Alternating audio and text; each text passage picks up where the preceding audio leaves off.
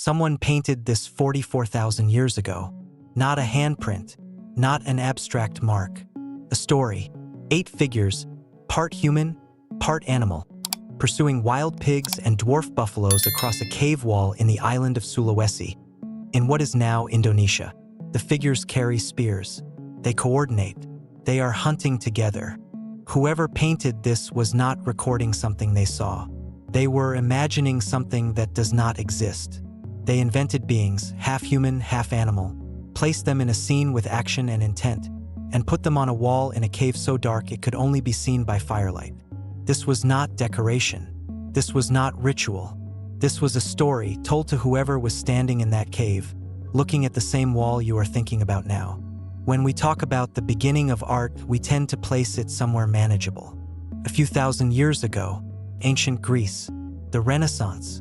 Even when we reach further back, to the cave paintings of Lascaux, to the carved figurines of Ice Age Europe, we tell a story in which art begins when survival was sufficiently secured. When humans had enough food, enough shelter, enough safety, they turned to beauty. Art as a luxury. Art as something that came after. The evidence does not support this. The oldest known art predates agriculture by tens of thousands of years. Predates writing by tens of thousands of years.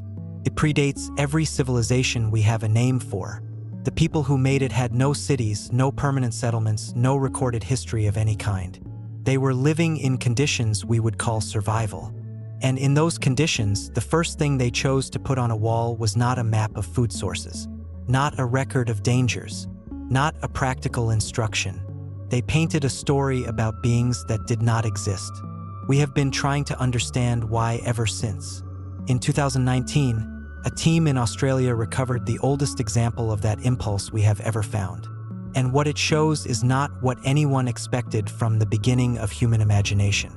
Maxime Aubert and his team at Griffith University in Australia published a study in Nature in 2019 describing a cave painting in Sulawesi, Indonesia, that is at least 43,900 years old. The painting is in a cave called Ling Bulu Sipong 4. It covers a section of wall roughly 4 meters wide. And what it shows is not abstract, not decorative. It shows a hunting scene. 6 animals being pursued by 8 figures that are simultaneously human and animal. The figures have human bodies but animal heads, tails, beaks. They are therianthropes, part human, part something else, and they are acting together, coordinating, carrying what appear to be ropes and spears. This is the oldest narrative scene ever discovered. Not the oldest art. Not the oldest mark made by human hands. The oldest story. A scene with characters, action, and implied intent. Imagine beings doing something together for a reason. Aubert's team used uranium-series analysis to date the calcite deposits that had formed over the painting. The result? At minimum 43,900 years old, possibly older, which means that 44,000 years ago, before the wheel, before farming, before any city had been built, before any writing system had been invented, a human being stood in a cave in what is now Indonesia and painted a story about creatures that did not exist. They did not paint what they saw. They painted what they imagined. And they imagined it with enough precision, enough detail, enough care that we can still see exactly what they meant 44,000 years later. The story is still there, on the wall, waiting. But Sulawesi is not alone. And the cave art of Indonesia is not the oldest mark humans, or something like humans, ever made.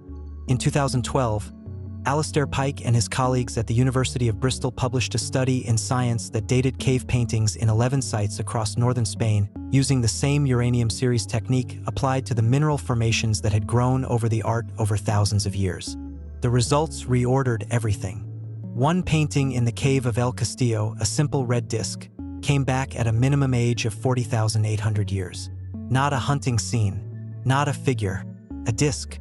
And in the same cave, a hand stencil, a palm pressed against stone and outlined in pigment, dated to the same period. But the date created a problem that had no clean answer. 40,800 years ago, the Iberian Peninsula was not yet the exclusive territory of modern humans. Neanderthals were still there. They had been there for hundreds of thousands of years. They would not disappear from Europe for another 10,000 years. The arrival of Homo sapiens in that region and the date of the oldest painting overlap in a way that makes the identity of the artist impossible to determine with certainty. It may have been one of us. It may have been one of them. What this means is that the drive to leave a mark, to put something on a wall, to press a hand against stone and trace around it, may not belong exclusively to Homo sapiens. Neanderthals had large brains. They made tools. They buried their dead. And if they made that hand stencil, they also had something that looked very much like the need to say, "I was here." The oldest art in the world may have been made by a species that is not us, and we would recognize it immediately. Think about what these people did not have. No written language, no accumulated knowledge passed down in books or schools, no cities, no agriculture, no certainty about where the next meal would come from. Their lives were shaped by cold, by hunger, by the constant possibility of sudden death. And in those conditions, someone went into a cave. A specific cave, perhaps a dangerous one, reachable only by crawling through narrow passages, lit only by fire that had to be carried and maintained, and painted for hours. Painted beings that did not exist. Painted stories. This is not what survival requires. Every hour spent painting was an hour not spent finding food, building shelter, or sleeping. Whatever drove them into that cave and kept them there, it was not practical. It was not strategic. It offered no immediate advantage. It was necessary in a different way. The same impulse that sent someone into a cave in Sulawesi 44,000 years ago is the one that makes you replay a memory not because it helps you but because it will not leave. The one that wakes you up with a story in your head that you cannot explain. The one that makes you need to tell someone what happened. Not because anything will change if you do, but because it feels wrong to let it go untold. Your ancestors did not discover the need to make meaning when life became safe enough to allow it. They were already doing it in the dark. There is one detail that changes how you think about all of this. In 2009, Nicholas Conard at the University of Tübingen published a paper in Nature describing the discovery of a small carved figure from Hohlfels Cave in southwestern Germany. The figure is made from mammoth ivory. It is roughly 5 centimeters tall. It depicts a female form with deliberately exaggerated proportions, and it is between 35,000 and 40,000 years old. At the time of its discovery, it was the oldest known figurative representation of a human being ever found. But what Conard also noted in the same paper was where the figure had been found. Within 70 centimeters of the Venus of Hohlfels, in the same sediment layer deposited at the same time, his team found a bone flute. A flute carved from the hollow wing bone of a griffin vulture with 5 finger holes at least 35,000 years old. One of the oldest known musical instruments in the world. The first figurative art and the first music were not separated by centuries of development. They were found in the same handful of earth.